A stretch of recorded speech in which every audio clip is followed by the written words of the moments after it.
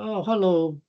Today we're going to do a little bit of hard question on this integration. So involved with cosine. So just before I start, remind everyone who has not yet subscribed to this channel, please do so you don't miss the latest update, and also show your support for the growth of this channel. So now is nearly 190 episodes. All right, thank you for that. I'm just going to use this trigonometry identity, which is cosine theta is 1 minus sine tangent, square half the angle, and 1 plus 10 square half angle. So we're going to use substitution methods. So we let the u is the tangent half angle, so therefore we can see cosine become a fraction, 1 minus u squared divided by 1 plus u squared. So du dx, so let's derivative u. So then 10 is secant squared, then times by half dx.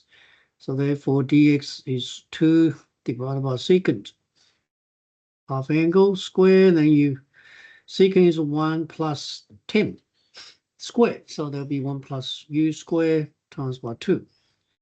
So then we change u from, x from 0 to pi over 2. So therefore the u's start from 0 to 1. So that's the lower bound. And this is the upper bound.